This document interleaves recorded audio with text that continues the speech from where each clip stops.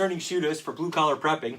This week we did the $30 individual first aid kit challenge. And I took a different view from everybody else a little bit. I did all of my stuff at a physical location, spent a limit of $30, and I took it under the premise I got $30 to spend, I got 30 minutes.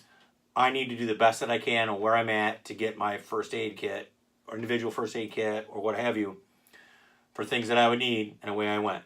And as usual, I kind of went a little overboard, at least in my prepping thoughts, because as I went through, I saw, ooh, I could use that, ooh, I could use that. I'm still under budget, still under budget. So I went to Dollar Tree, where everything is $1 or less. So hopefully that stays that way.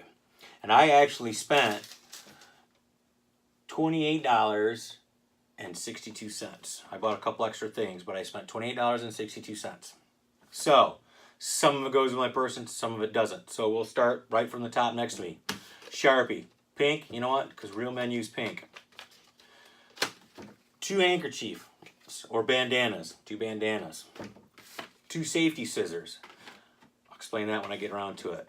A AAA flashlight, it's LED, I don't know how many lumens, but it's bright enough to see with. It doesn't come with batteries. However, I get a 6-pack. 3 that'll go in that, and 3 is a spare. This handy little bag that'll fit in most back pockets, my cargo pocket, whatever, it has a strap, whether you want to use it that way or not. Poncho liner.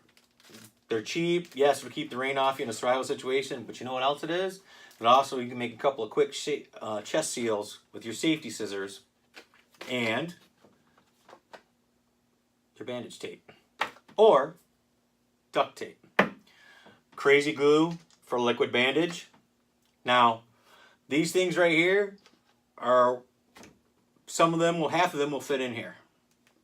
This, some of this, one of these, this, one of these.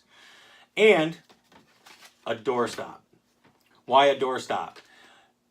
I get it, it's not a wedget. We've talked about that in the past, and we'll talk about it again in the future. However, 2 doorstops, if I'm in an active shooter situation, whether it be a school, a public library, or the office, I perhaps, in lieu of anything else, I can use this, and it will fit in this bag with everything else, or at least in theory it will. We'll find that out. Door stops, exam gloves, safety mask, of course your obligatory lighters. They're not the Bics, but that's what they had. 10-pack of face masks though, that's nice to have. Antibacterial wet wipes,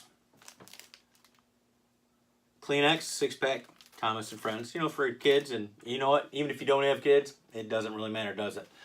So I have some allergy medicine, acetaminophen, some ibuprofen, bandages, an elastic bandage, 2 boxes of gauze pads. They did not have any kind of Israeli bandage, you know, combi pads or anything like that. This is as close as they're going to get. 1 whole box, me doing a pinch, but I bought 2. Hand sanitizer, big fan of this stuff. And we'll talk about this a little later in the future too. But this is, you know, it's alcohol based. Never have enough of that. It's flammable. A great thing. And hydrogen peroxide in a spray bottle.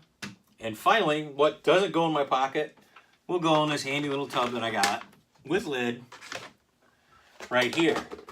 I can store it in my backpack, my desk drawer, underneath my car seat, wherever, for the extra items that I'm not carrying or things that I might need at the scene of an accident. Now again, this is not a full blown out big trauma kit. I spent $30 in 30 minutes at Dollar Tree and came out pretty good. Next week, I will put this together in individual packets and I'll explain why I did what. Not only for the individual carry, but also for storage in the office or what have you. And until such time, be good, be safe. If you can't be safe, be good and dangerous.